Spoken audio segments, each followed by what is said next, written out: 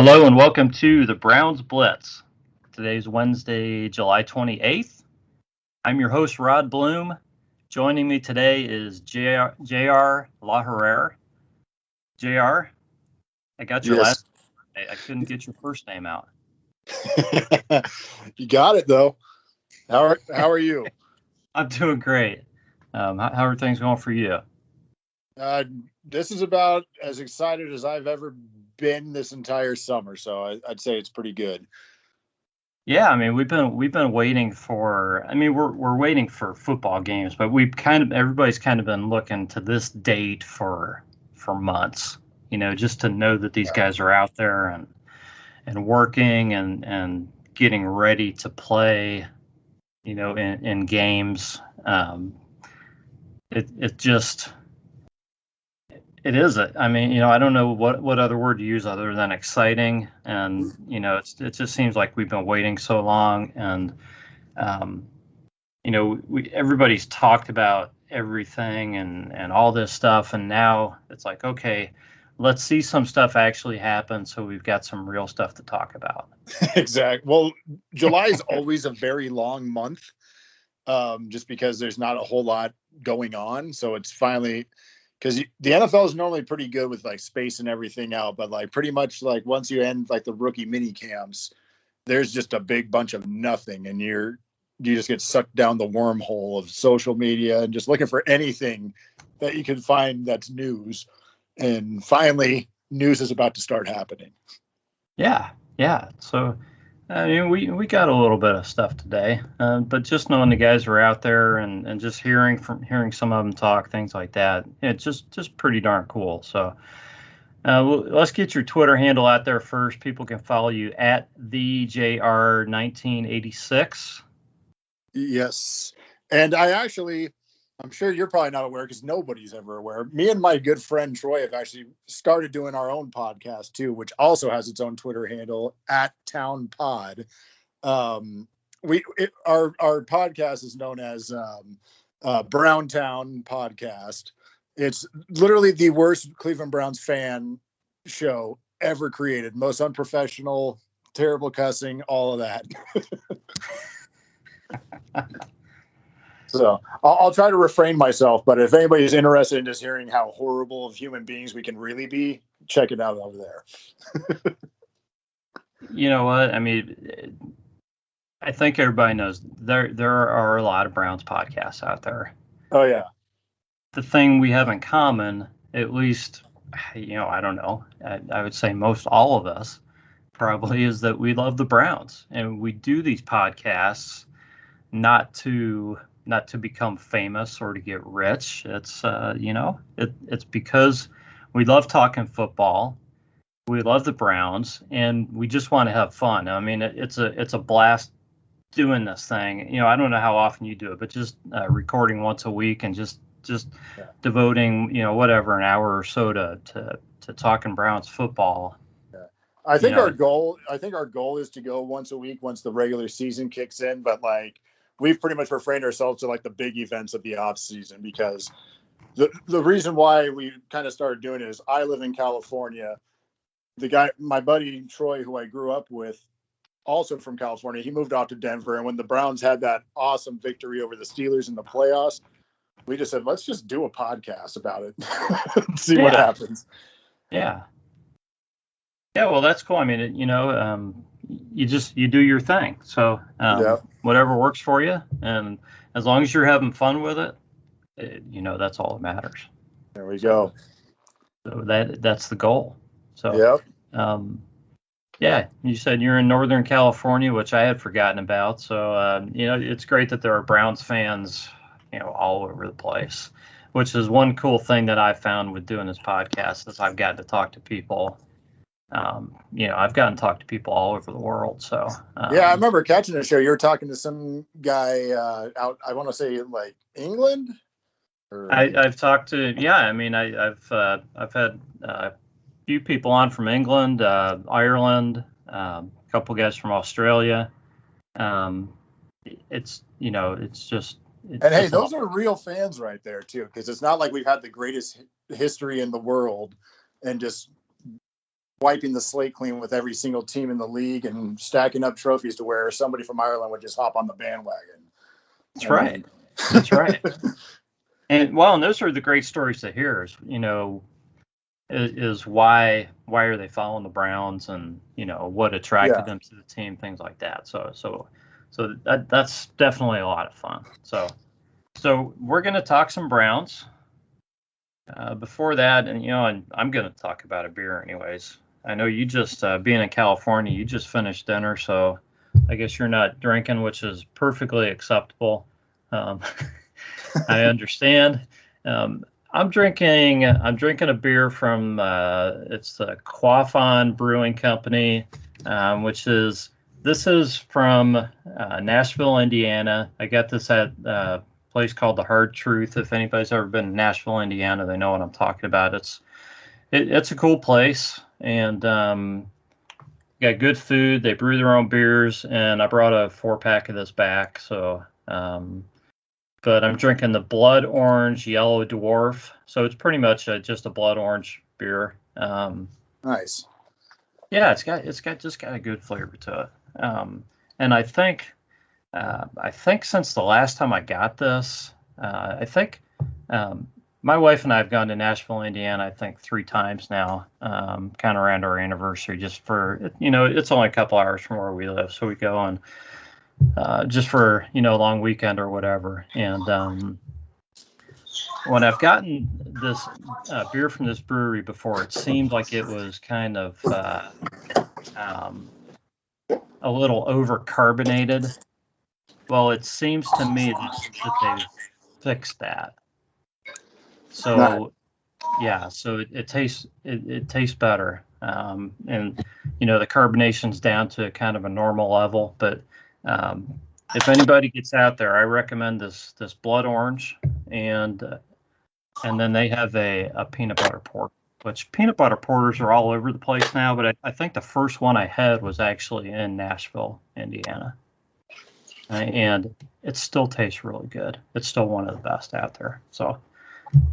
That's my sales pitch for Quaffon Brewing in Nashville, Indiana, The Hard Truth. So I'm not getting paid for that, but anyways, it's a pretty cool place. Nice. Yeah. So let's dive in here a little bit to some Browns, I guess, news. News is they really started practicing today in training camp. No pads. They don't go to pads until next Tuesday. That's when we start holding our breath, for the real injuries and stuff. It's like, don't hit each other too much, guys. All right. Yeah.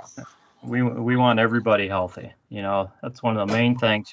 I hope they really get the playbook down and everything, but I would almost rather just see everybody get out of camp healthy.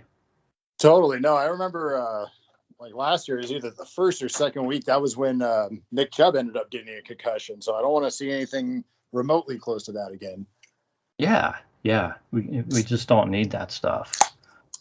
So probably the biggest news, at least it seemed like big news, was Greedy getting taken off the field by a trainer.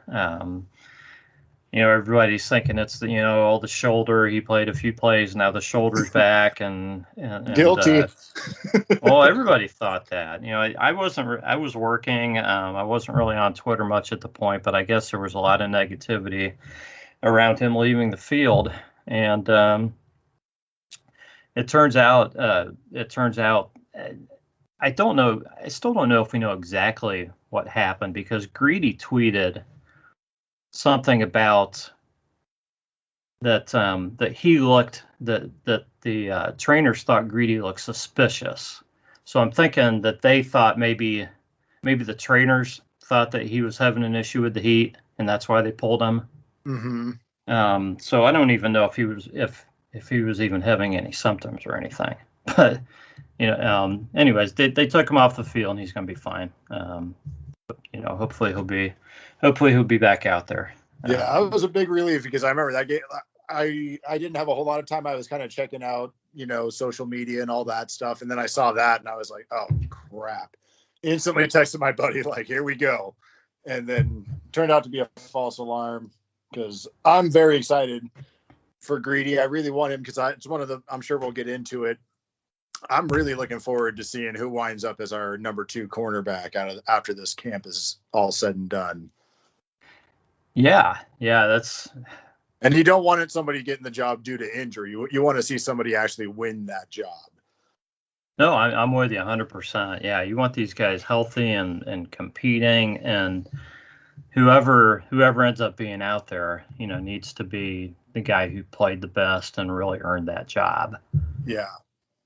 But even before they started practicing today, I think to me it was big news yesterday when they announced that all these guys passed their physicals, and I'm talking about Greedy and OBJ and Grant Delpit.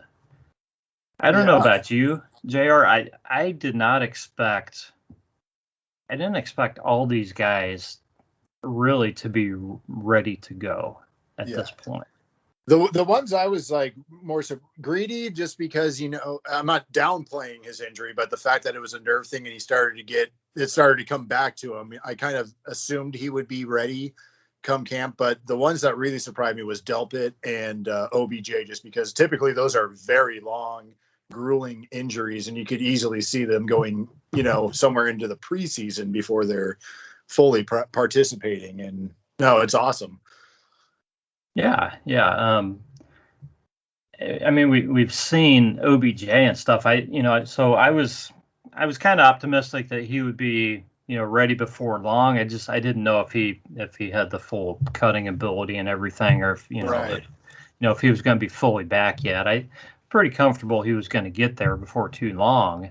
But I mean, he's just so far ahead of schedule. And everything you see that he's posting of himself, it looks like he was never even injured. It's incredible. Oh, I know. It's ridiculous. Yeah, he's just one of those freak athletes, man. There's a reason why he's a special talent. It's because that's not normal. Yeah. So if you had to guess, do you think his recovery has, and I don't want to say it's one or the other because it's probably both. Do you think it has more to do with him being a great athlete, or more to do with the fact that he worked maybe twice as hard as what a normal guy would work? I'd say it's a combination. It's got to be a combination of both. I would think so. Because I mean, we've seen great athletes, get those same injuries and not be the same, and not make it back as quick.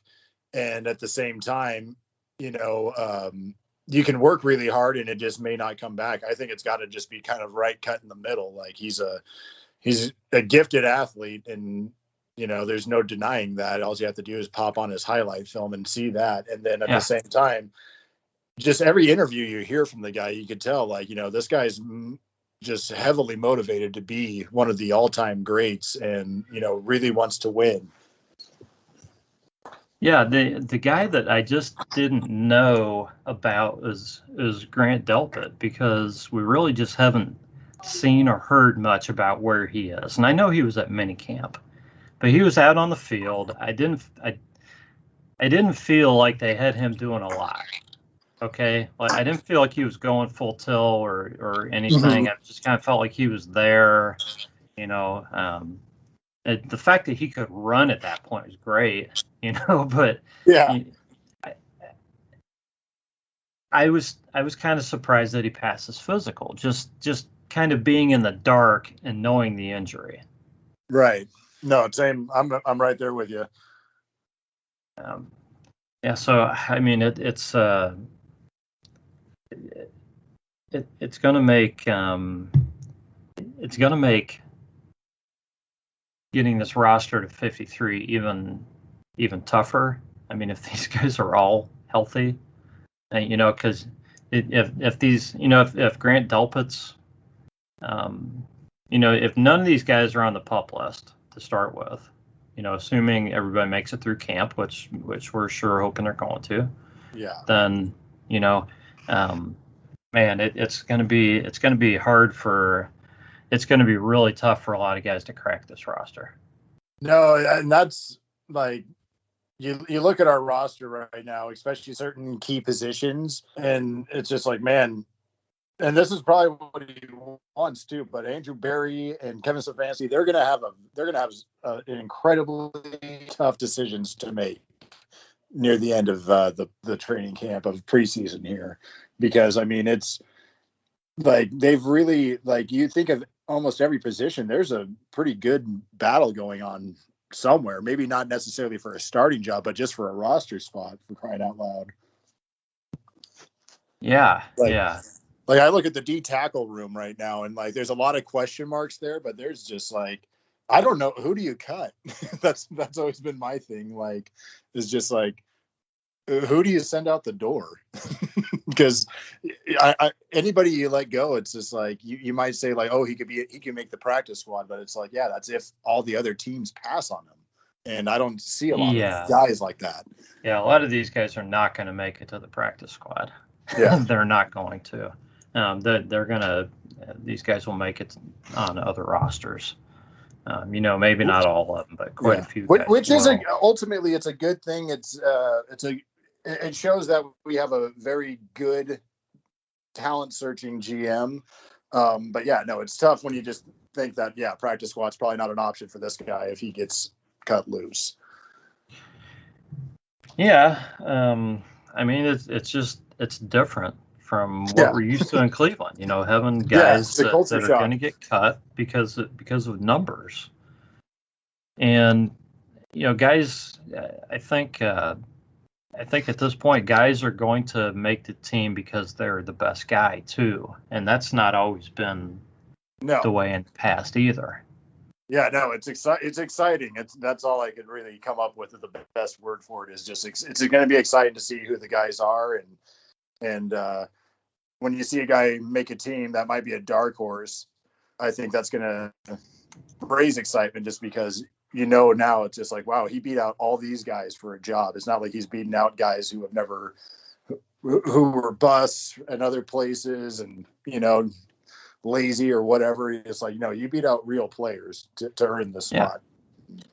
I mean, you mentioned D tackle, and there's some of those guys that we really don't know much about. So, it's potential there might be a guy or two that shows up and he's not in great shape, and, he just might not have a shot to make the team. That's there's potential for that, but it doesn't seem very realistic with the quality of this team that a guy's just not going to be motivated. Yeah, and not very smart on that player's end either, because you don't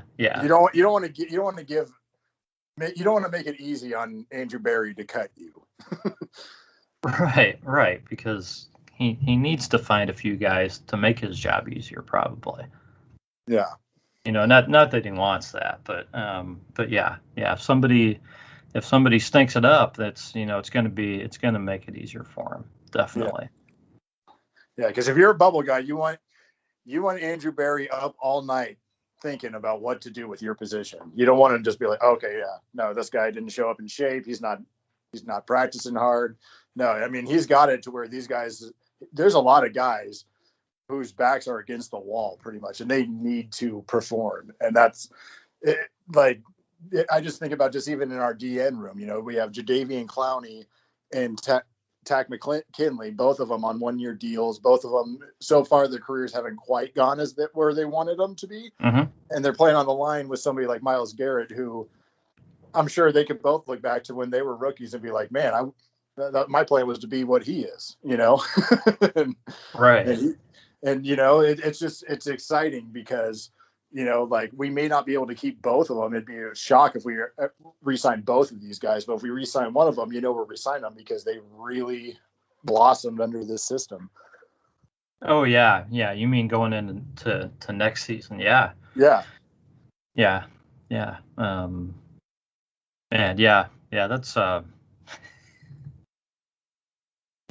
that's hard to even think about at this point, honestly. No, JR, for sure. I know I'm jumping ahead here, but I just that's okay though, man. You're thinking like Andrew Berry. He's like probably 5 steps ahead on half these guys too.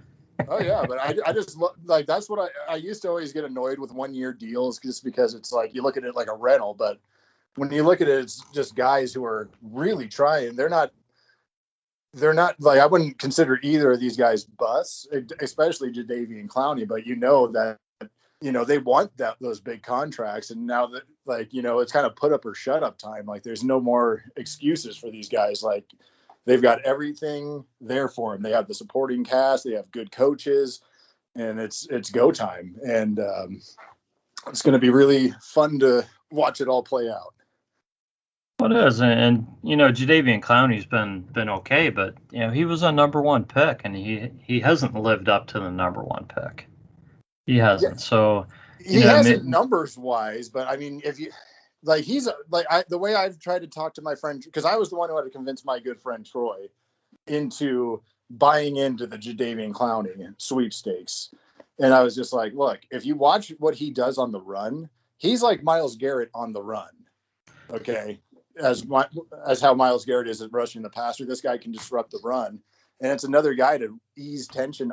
If he can, because if you look at his pressures from last year, his quarterback pressures or his quarterback hurries, right up until when he got injured, his quarterback hurries were neck and neck with Myles Garrett.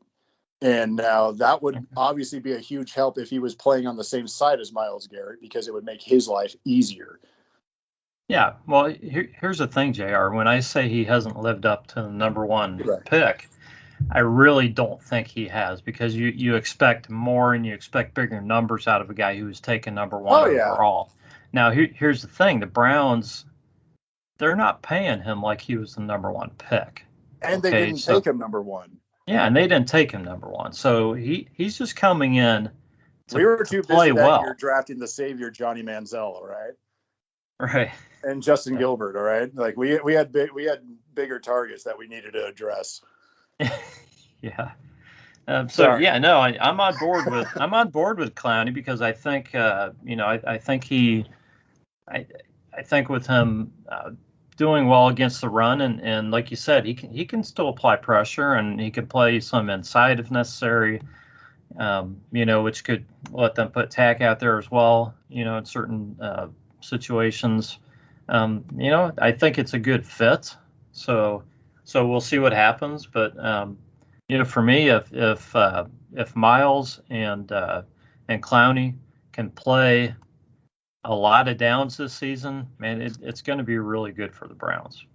Absolutely. No, I'm just like, my bread and butter for the defense. Like, my favorite position is obviously going to be the D end, and I just love that D end trio we have with Myles Garrett, Tack, and Clowney. Like, I think there's a lot of talent there. There's a lot of untapped potential there in a lot of those guys. And if they can all get on the same page and buy in, like, we all know Myles Garrett's already bought in, but the other two guys who are kind of question marks right now, I think this could really put us over the top, on that D line. And now you talk about a revamped secondary. One thing those hurries are going to do, it's going to make that quarterback get that ball out of his hands that much quicker. And now we got some guys in the backfield finally that can either knock that pass down or pick it off. And it's pretty amazing what Enterbury's done this offseason. Yeah, sure is. Definitely. So the word is Baker was throwing lasers today, kind of all over the place. Looked really good. Completions to, completion after completion after completion. Throwing a lot with Odell, and then he let's see, in practice there was a great catch by DPJ. I saw that one. I actually did you see that one? A few things I saw, and that's a guy I'm super excited about too. Like, I really was shocked about what he did last year, or not shocked, but when you're talking about a 6th round pick, you're not expecting a whole lot. And I feel he outperformed being a 6th round pick and actually looked like a legit receiver. And it's going to be fun watching all these guys, man. Like, I mean, there's just weapons everywhere. there's not a lot of room at receiver on this team anymore because No. I think we got 5 guys who are definitely making the team. I'd be surprised if Higgins doesn't make the team. So you get, I think DPJ and Schwartz obviously are making the team along with OBJ and Jarvis. So that's 5 guys right there. So if anybody else is making the team, they're going to be a 6th wide receiver. Yeah, it it's just going to be tough depends. to track that, but like at the same time, some people's saving grace might be they might be really good on our special teams or something. I don't know, but even then, Yeah, it's going to be I mean, because Browns they have guys like Hodge who obviously is a special teams guy, and then I don't know. yeah. You got But they seem linebackers. to like him. You know what I mean? They've held on to him. They were pretty quick to put a tender on him in this off season. Well, yeah, and he's a pretty big bodied receiver too, who makes some nice plays occasionally. But I mean, you don't really need in Yeah. this offense. You really don't need 4 wide receivers coming off your bench because they're not going to go with 3 wide receivers that often. No, and I especially would think. because Kevin Stefanski really likes the 2 tight end set a lot. Yeah. And on top of that, we have a 2-headed monster in the backfield. They're going to take a lot of snaps away from every wide receiver. Especially if things go the way we hope they go. You know what I mean? You would hope that we're pounding the ball down people's throats and milking that clock. Because if you don't need to pass it, why would you? That's always been my philosophy. Yeah, yeah. It feels like we're going to see more sets of Kareem and Nick out there together this season. I don't know if that's actually going to happen or not because I expected it last season, and I think with them getting more innovative, I think that's going to mean we'll see them out there together occasionally. Because what it seemed like they went for last year. Sorry for interrupting you. No, that's right. What it seemed like they were going for last year was more keeping those 2 guys to spell the other one. It would seem to almost like evenly split a lot of games where it would be like, Nick would have the first drive and then Hunt would come in for the second drive, and they would just try to keep their guys fresh, which I thought was a smart angle to play too. And now I'm not sure how much research you've done on the guy, but on my podcast, one of the guys we championed this guy pre-draft was Demetric Felton. And I loved that pick. Absolutely. I just think this guy, I'm not trying to put a lot of hype on a 6th round pick, but man, like when we were doing shows, pre-draft and stuff like that, I was saying I'd take this dude in the 4th round. And the fact that we got him in the 6th, I love everything about this kid here too. And I think he could even make that run game even more dangerous. So how do you see the Browns using him? Because I think it'd be a shocker if he doesn't make the team. Yeah, right. I see him just as like,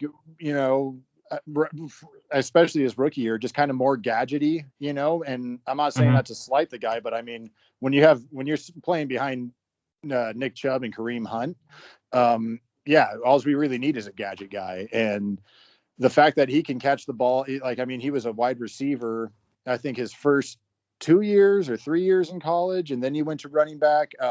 Just the fact that he has experience in the receiving game. I mean, Baker Mayfield, he's a guy who likes to spread the ball around, and I think he'll be able to find this kid no problem. And it's I wouldn't compare him to Kareem Hunt in the past game, obviously, but I think he could get there with the proper coaching and the proper work. I can't remember a time I've been this excited about all the weapons that we have at almost every position. So do you feel like Dearness Johnson has, a pretty tough road to making this team? I would. I definitely would. I mean, he hasn't, he had a pretty solid game in our Dallas game last year. Other than that, like when Nick Chubb went down, you were thinking like, well, he had a good showing, so like maybe this kid's got something. But then he just saw that, like, he wasn't really used that much, and when he was, it really wasn't anything. And it's not a knock on him either, Just but doesn't have playing time. Yeah. yeah. And then just the fact that the coaching staff does use a draft pick on another running back, kind of should be a precursor that, like, hey, maybe he's not long for the orange and brown, but who knows? If he somehow beats out Demetric Felton, as crushed as I'd be, because this was a kid that I legit wanted, then I think that's good for him. It's only better for us if he's able to beat somebody out that the coaches had high expectations for, and gave him no choice but to stick with him. Good on him. But I think it's gonna be a tough road for him personally. I mean, I feel like Felton's ability to play different positions and do some other things, because he returned kicks in college too, didn't he? Yeah, no, he's a jack of all trades, or that's how he's going to be used, I believe. If he makes this team, you're going to see him on special teams. You're going to see him on third down. You can play receiver, running back, and kick returns. I think having that ability, that makes him it makes him more valuable to the team. And it's nothing against Dearness Johnson, but the Browns don't really need a guy to just be the third string running back. Okay. Right. And he returned kicks, but if you got three other guys on the team who can return kicks. Yeah. And I like Dearness Johnson. I feel like this guy could play if he's given the chance, but I feel like the chance might be with another team. Right. And you also take into account just money. I'm not saying Dearness Johnson's making a whole bunch of money, but Demetric Felton, he's on a rookie contract, and we have him for 4 years. That's got to wait. Yeah, you want to keep guys like that. And it's not like a 6th-round rookie is making gangbuster money. No, he's not making much at all. And if you can keep him on that deal, because he's a good player. I mean, you don't keep guys like that just to keep him, but if he's a good player, then you got something for nothing for 4 years, like you said. And as you know, I mean, we have a lot of contract. I'm not trying to skip too far ahead of next year, but there's a lot of deals that are a lot of bills about to be due here, and you gotta. If you get some rookies on some cheap deals, and especially when there's 4 more years left, if I'm Andrew Berry, I'm looking to do what I can to hold on to those. Yeah, that's another way to free some money up. Yeah, I mean, is to draft well. Just think about keeping Felton. Whether he plays running back or or in some wide receiver or whatever. Just think about keeping him versus going and signing a free agent wide receiver, for example. Yeah. It just frees up a lot of money. Oh yeah. And I also look at that because you were just talking about, like, how do we go into the regular season with 6 wide receivers? Well, if you keep Felton, there's your 6th receiver, if need be. Yeah, and he's filling other spots, so you don't have to keep another running back. You don't have to worry about having, a second or third return man. You got multiple guys. Yeah. So, makes a lot of sense, and you have to figure he's going to perform pretty well with his abilities. So, I think that's one spot. I'll be surprised if we don't have that nailed right there. Yeah. Well, that's just why I'm so excited for this camp, because I mean, he's dead on. He's in a competition right now for that third running back spot, and the guy he's competing with also happens to be a kick returner as well. And it's just like, man, there's just competition everywhere, and good competition. It's not in the past where we're trying to see who's going to be our new starting quarterback, Jake Delhomme or Colt McCoy. It's the key. It's fun competition. It's, That's right. I'm sorry. I'm trying to look back at my notes because I can't remember the other wide receiver, the guy the Browns picked up from the Vikings practice squad, who I thought the guy had a pretty decent shot. The guy's kind of. Are you talking about Natson? Not JoJo Natson. No. And I'm ill prepared here because I don't have the Browns roster pulled up. But I got Switzer. Was that it not or Ryan Switzer, no. Hollins? I'm looking at the guys who I don't give much of a Might chance. be Hollins. Or Bradley. I think it might be Hollins, potentially. Yeah. He's like 6 foot 165. Yeah. I think it's him. He's a guy who the Vikings really liked, and the Browns went and got him, and it's like, hey, this guy's really got some potential, but he might not get I'll a say serious. Right, if he makes the 53-man roster, I'm telling everybody right now to get him on your fantasy team, because obviously he's an elite level player if he's beating out guys that we have in that wide receiver room right now. Yeah, no kidding. Well, I thought he had a shot, but when you start really looking at the numbers and who the Browns have, he's probably a guy the Browns would try to get to the practice squad and probably not be successful. Yeah. I mean, they've done. Andrew Berry's done his job. He has put a ton of talent together so that the Browns can have a great 53, and then he will do his job to get a solid practice squad together, and he'll always be looking for other guys. So I don't think he's going to be so worried about the guys he loses, because he has confidence in himself to always be able to find more talent. Yeah. No, I can't tell you like how happy I am that this is our GM now. I was initially crushed when we got rid of Dorsey, but seeing in relatively short time what Barry's been doing here, it's great. Just looking at this roster right now as we speak, and just wow. Oh, I know. Yeah, I mean, yeah, I like Dorsey, obviously. He did some good things. But yeah, you know what? I always pull for whoever's with the Browns, but you have to love the ability, the intelligence of the guys who are running this team right now. They just don't do stupid stuff. I mean, exactly. They just don't seem to make mistakes. Well, you can really tell too, just like, I know it's overused, but just there actually is, for the first time in forever, organizational alignment in this thing. When you see the guys that Barry brings in, it's not like, because like I know when we had Dorsey, and Dorsey was there with Hugh Jackson, it always seemed, or like when we had Sashi and Hugh Jackson, you could tell the GM's bringing a guy in that he wants, but maybe doesn't necessarily fit what the coach wants. They were all reporting to Jimmy, and none of them were happy with each other. And it was a with mess. What we have here, what Barry's been doing is he's getting guys, not just because he likes them, but because they absolutely fit either what our offense, or what our head coach wants on offense, or what our defensive coordinator needs to run his style of defense. And it's nice, and it's really nice to actually see that we have a GM that's doing that, giving our coaches the right tools that they need to succeed. Yeah, I agree with you. So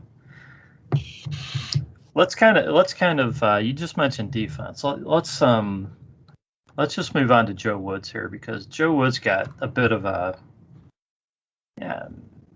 I was going to say a bad rap, but Joe Woods got some bad press, some bad comments last season for the defense, or the bad defense, or whatever. I mean, you know what? The Browns won a lot of games last year, so I'm not going to be too hard on anybody. But no.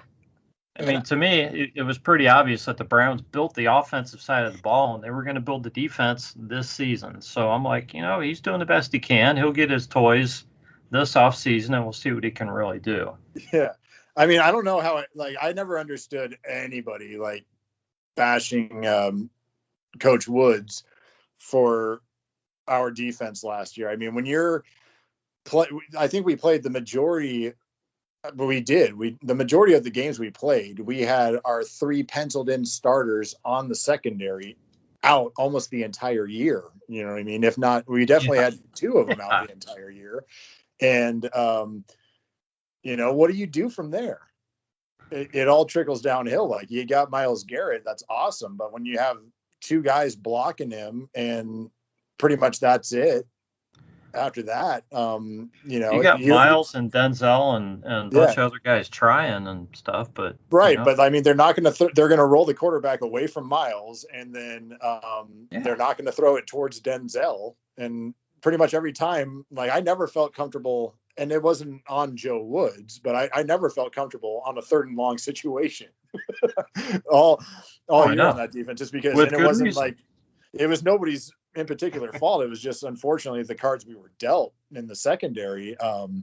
You just knew that, like, yeah, this is, if we're going to win, our offense really needs to step up. And luckily they did. But yeah, so I'm very excited that, of the improvements. And I expect a lot of changed opinions about Joe Woods after this season. Okay. If we're terrible on defense with all these guys, say there's no injuries and we're terrible on defense, then I'll join in on the maybe this isn't the right defensive coach train. Yeah, I mean, yeah, give him a few games. Either way, because I think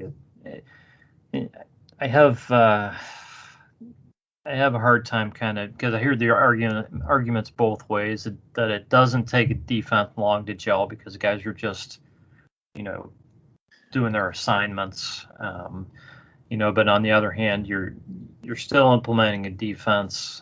There's going to be some changes from last year, and you do have a ton of new guys. So to me, I was going to say, you're possibly coming in with 9 new starters to this defense too. Yeah, these guys have to get to know each other a little bit. So we're pretty much talking about it's on Denzel Ward and Myles Garrett to kind of get all of these guys up to snuff. Now, not saying that these guys aren't good and they weren't good other places or anything like that, but still, it's going to take a little bit to gel. And of course, our very first game of the year is going to be the ultimate test, going against Patrick Mahomes and the Kansas City Chiefs.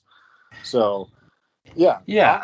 I'm going to give them a month before I start making an opinion of how this defense really looks. I think a month's fair. I think a month's fair. Because the defense, guys are executing their assignments, but a defense does not work real well if it's 11 guys out there playing on their own. Yeah. They have to know each other. They got to know, what the other guy's doing too. And that's not just learning their assignment. They're going to learn the guys around them, what they're good at, and when they need to help them out, and exactly. You got to form trust. You got to form trust there, because even though you say stick to your assignment, if you're playing with a guy that's a complete scrub out there, and maybe you could tell that he's on a receiver and he's going to get smoked, maybe a safety is going to try to pick up that slack, and now all of a sudden, he shouldn't have, and he left his guy open. Like, there's got to be trust. It's going to take a little bit. I feel. I mean, I hope I'm wrong. I hope they just I hope they're all on the same page right now. But I mean, we'll see, I guess. Yeah, I think they'll get there, because we got some solid.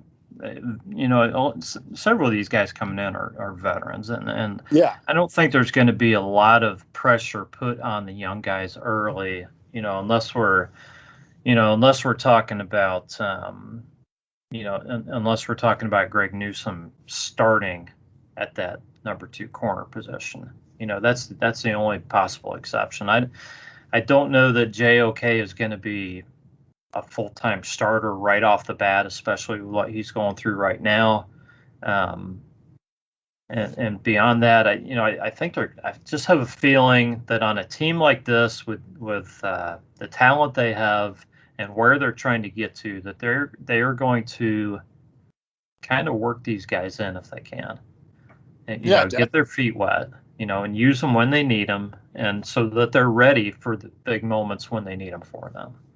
Absolutely. No, it's yeah, I 100% agree. I'd be interested though, like, what do you think? Let's take today out, with what happened today and everything like that, and let's just say everybody stays healthy. Who do you think is going to be our second corner opposite of Denzel Ward there? Well, I mean, we've talked a little bit about that on this podcast, and I think it would be ideal for the Browns if Grady, or if Greedy, I should say, is ready to go and can play, because I think you'd rather have the experienced guy out there, because we know how tough it is for a corner, for a rookie to start at the corner position in the NFL. I mean, we know how tough it is just to play corner in the NFL, period. I mean, Yeah. Denzel Ward gives up touchdowns, I mean, it's just how the NFL is right now. You just cannot be a perfect cornerback anymore. Guys do not shut other guys down. So, they give up plays, and they got to forget about it, and they got to get back out there and play again. Be ready for the next play, and you'd rather not have your rookie out there game one, probably especially against Patrick Mahomes and the Chiefs, if you can. So ideally Greedy is ready to go, and can start, as the number 2 corner. And Greg Newsome can play and work his way in, and if he surpasses Greedy at some point during the season, or whenever, or season 2, then he's starting, whenever it happens. So be it. Oh yeah, no, I'm right there with you. I was just always kind of curious, just because I am very excited for Greg Newsome though. I know it's just rookie minicamp, but he seemed to have a very good rookie minicamp. I didn't see anything bad written about him, and he had a couple picks on Baker. I just that was a guy in the draft that I really wanted. He was one of my one of my top 5 guys that I would have targeted, and when we got him, I was thrilled with it, and just really excited to see what comes of this dude, because he seems to have the right mentality for a rookie, and it's going to be fun watching this guy. Yeah. I mean, he was one of the guys that had a presser today, so I watched that. I watched the pressers after work today, and I mean, he's got a great attitude, very personable. He just sounds like he's taking everything in from everybody, and just trying to learn and compete at the same time, and he's working. So, what more could you ask? I mean, he's trying to compete for that job, but he's just trying to get better and do everything he can at the same time. So, the more DBs you have on a team that are good, and the better, because you can never have too many good DBs on a team. No, especially when you're the Browns. I mean, man, the Browns get into guys, by week 13, 14, 15, the Browns are invariably starting guys that were on their practice squad or on the street at that point. Place. I even got a call to come play some cornerback last year, and I was just like, I'm sorry, guys, wife won't let me do it, but no. No, better you than me. Yeah. I'm sure you do a lot better than that would. So I wouldn't go that far. Oh, I would. Yeah. Anyways, so it was a very nice offer from Mr. Barry there. Just had to be, Yeah. It's been a while, sir. I appreciate. Did they offer you more than a bag of chips? We won't get into that. You know what I mean? Yeah. We won't get into what I was offered, but it was a very generous offer. How about that? Very nice. Very nice. But going back to Greg Newsome, I like Greg Newsome. I like, everything about him. My only concern is his injury history, coupled with Grady's injury history, coupled with Grant Delpit's injury history. So I would love nothing better than to see all 3 of these guys stay healthy this season. Yeah, that'd be a good start for sure. Because I mean, we want these guys to have, long, productive careers. So hopefully they can all get on the right page this year and just start off and for me, I hope they play well. For me, it's not even so much about having perfect production from any one of those three guys. If they can stay healthy and learn and grow, to where they're in good shape and can play for a while, then I'll be happy, because coming into camp, and I'm not talking about Greg Newsome here. I'm talking about Greedy and Grant. Delpit. Yeah. Yeah, it's I kind of felt like I couldn't count on really either one of those two guys this season. Yeah. So pretty much anything we get from those two guys, you have to look at like a bonus, like a kind of like a free draft pick this year. Oh yeah, a new player definitely. Almost. And I got another one for you too. I'm not sure. I'm very interested in what Curtis Weaver does. Are you familiar with this guy? I am. Yeah. That's another guy I'm going to be trying to pay attention to a bit, and read up on and see how he's looking, because that's like another draft pick for us this year too. Yeah. He's a guy who could have been a first rounder. 2 seasons ago, I guess, at this point. Yeah. Last season, I guess, or not this draft, but the draft before, right? Mm-hmm. So, because he had, trying to think what his injury was. Was his an Achilles or something with his foot or something like that, I think. It was something. It was something in the lower body.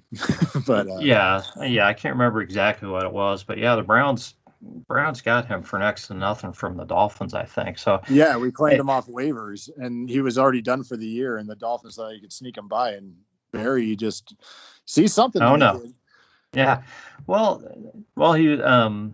he's the all-time sack leader for his conference. From Boise State. Yeah, that's right. Yeah, for Boise. So I feel like Curtis Weaver is either going to blow people away or just like look like he doesn't belong in the NFL. Right. No, for sure. But either way, I liked the signing because there's really no risk in it, No, there's not. There's not.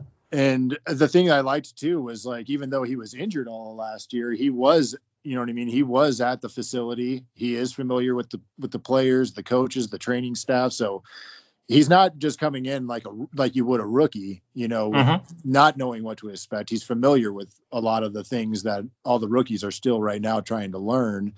And it's not like we're expecting this kid to be a starter either. So, he's got some good things going for him. And one of the words on him is, a lot of people are saying he could also play some linebacker, which, again, the versatility is going to put you over the edge in a lot of positions.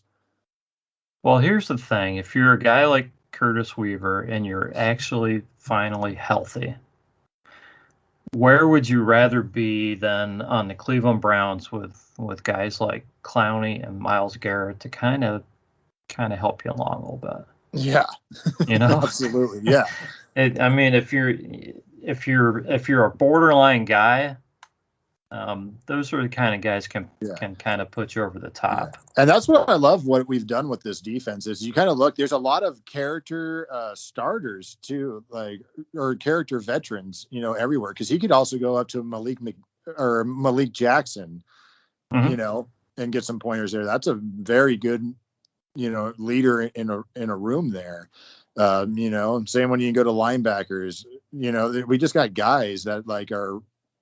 Like, one of their biggest stories is great team leader, and I think that's really good for all the young guys we have at all these different position rooms. And I think, great teams, great teams are typically kind of a mix in the age, I think in the age area, I think that's a good thing to have some vets, some younger guys. I don't think teams that go deep in the playoffs usually have a ton of rookies on their roster, but yeah, it's you can have a few rookies if you got the right veterans and stuff to bring them along, and you got some rookies who can play, and it kind of depends on their positions too. For sure. If you got your rookies who are playing on special teams and are your sixth wide receiver, it's not hurting you so much as if you're trying to start him at left tackle. Yeah. Oh yeah. So I saw on Twitter today, and I think Ken Carmen was the first. I think the person who put this out, and then some other people were weighing in on it, talking about this Chiefs game and how it's kind of a no-win situation for the Browns because they're either going to go in and win this game, and everybody's immediately going to proclaim them Super Bowl favorites. Right. Or they're going to go in and get beat, and everybody's going to say, nah, they're nothing. They're not as good as what everybody said they were. Well, you see, and obviously I would love to just beat the Chiefs week 1, but I mean, if we lost to them, I don't necessarily look at that as a negative thing. First off, I love this team, and I believe in this team right now. From what I see on paper, it looks great. Mm-hmm. But do I really want the media saying how great they are and just becoming bulletin board material for all the other teams that we're going to be playing this year? Not really. So, I mean, if we lost to the Chiefs week 1, I don't think that'd be the worst case scenario, because I also look at it like this. If we're trying to get to where we're going to go, we're going to have to play the Chiefs again in the playoffs. And do you really think that you're going to be able to get by Andy Reid and Patrick Mahomes twice in a year? You know, that's a good point. That's what I always look at, is just like, now, obviously I'm not going to be thrilled. Even though it'd be like 19, whatever weeks, 19 or 20 weeks. Right. Apart. But either way, like, we would be giving the Chiefs free motivation for the rest of the year. You know what I mean? When we finally play them again in the playoffs, be like, remember when these guys embarrassed us at home week 1? Let's show them now. Now they're playing with that chip on their shoulder. I'd rather us be the ones with the chip on the shoulder. So you want them to lose? I don't want them to lose. I didn't say that. All right. I'm just saying, if it happens, I look at every championship team, like, there's got to be that team that you got to overcome. And what would be better than losing to the Chiefs, going into the playoffs, and everybody already talking about, well, we could write the Browns off for losing that game, because, I mean, look how embarrassed they got week 1. And you could show that progression. You could show that great coaching and all that, the maturation of our young players, all that. I don't know. That's just the way I see it. I don't want them to lose. I'd obviously be thrilled, but at the same time, I don't want the media on the bandwagon. I'm already upset that they are, because I don't really care for a lot of the people I listen to in the media when it comes to my Browns. Well, JR, you don't have to listen to those people, but I don't. But I mean, I do it when I'm working. Oh yeah, no, I understand. Yeah, I mean, the way I see it is the Browns are playing Kansas City, in Kansas City, after KC was in the Super Bowl. It's a game the Browns are not supposed to win. So no. I don't feel like there's pressure on them to win this game. As long as they go in and play pretty well, I don't see how they could feel bad about a loss in this game. If they get beat by a touchdown or 2 in this game, if it's a higher scoring game, I don't think they're going to be hanging their heads. If they win, great, but there again, it's a long season. So beating KC week 1 doesn't really mean that much either, because it probably puts a bigger target on you. Yeah. But yeah, I mean, it's a long season. So it's just one game out of 17 games. Yeah. So whether it's a loss or a win. So I think, which is a good thing. That's how the Browns, that's how Stefanski and from all accounts, that's how the Browns players are looking at this thing, is one game at a time. And if they can actually do that for 17 weeks, they'll be in good shape. Because it's just going to be such a tough game, especially when you just take into account that you're in KC and all their fans are probably going to be back. Like, I mean, that place is going to be very loud. And you're talking about a team that came off a year pretty much playing in empty stadiums for most of the time, even though I know there was fans in Kansas City in the playoff game. But it's going to be it'll be very interesting. I mean, obviously, if we won, that would be amazing. But it's not the end of the world. I'm not hitting the panic button at all if we lose to KC. Yeah. No, now maybe if something bad happens, we get a couple of key guys with injuries, maybe, I'll be disappointed if we lose, but it's been a long time since I've seen us win a week 1 anyways. So I was going to say, I mean, last year the Browns really didn't have a chance to prepare. So it's hard to know with Stefanski, but yeah, we're not used to winning week 1 anyways. Yeah. We're not used to seeing the Browns look good week 1. That's just not our thing. We're not interested in week 1. Week 2, week 3, we'll talk about that. We'll get serious. We'll get serious week 2 and 3. Because we get the Texans week 2, and by the looks of how that team's been managed, it reminds me of how we used to be. So I wouldn't mind rebounding with them right now. That should be a good week 2 matchup for the Browns. Yeah, let's hope so. Especially when you think you got Jadeveon Clowney playing against his old team. Maybe he wants to prove something. I mean, that's my real week 1 right there. Okay, I'm still considering the Chiefs game a preseason game. All right. Yeah. Well, that's fair because I considered the Ravens game a preseason game last year. There you go. Yeah. And it should have really counted as one kind of with no preseason. So yeah. Anyways, so I'm going to let you go on record as far as who you think is going to actually start at that number 2 corner position. As much I'm rooting for Greedy, but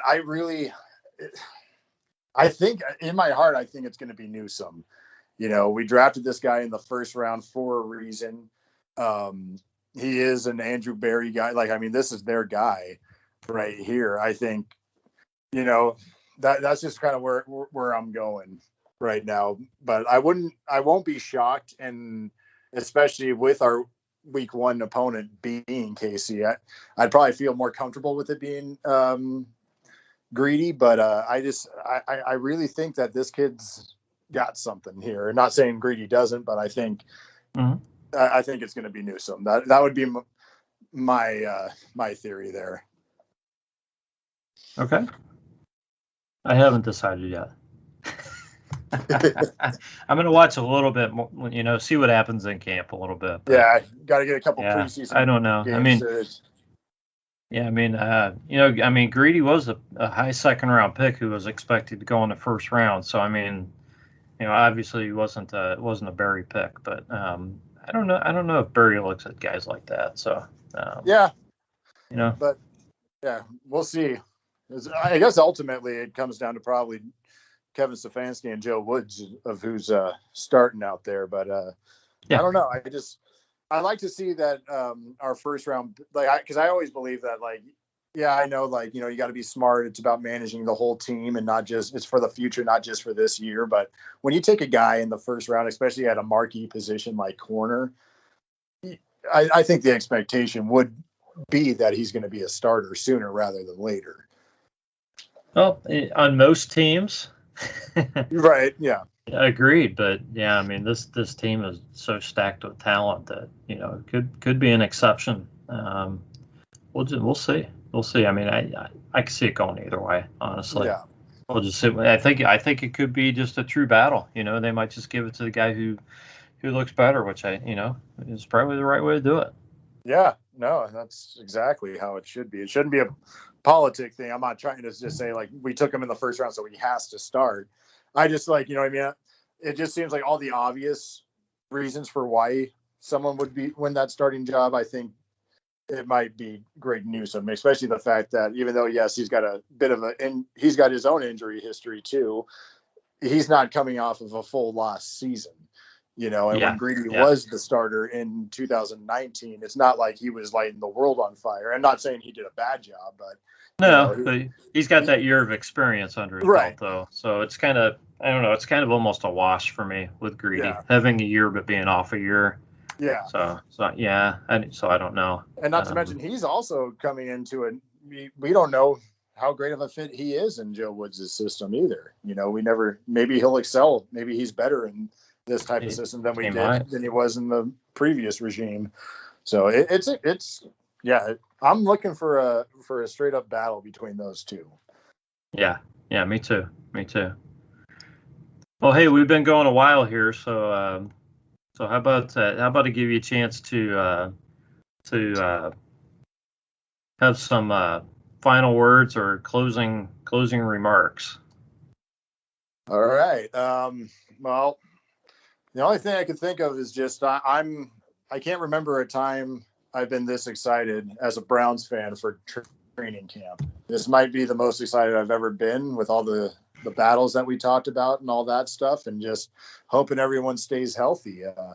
I'm just incredibly excited. This is a great time right now to be a Browns fan, especially after whatever the last 2 decades have done to us. I don't know. It's probably taken a couple of years off my life, but it almost makes it feel all worth it when you look at this roster. Like, just talking to you, I'm just looking at all these players like, oh my gosh, so good time. Good. It feels like the good times are ahead finally.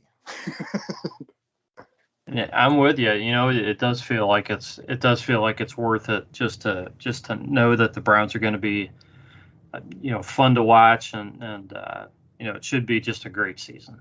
It should just be great. So. Yeah. So yeah. So thanks for joining me, JR. This has been the Browns Blitz, and we will catch you next time.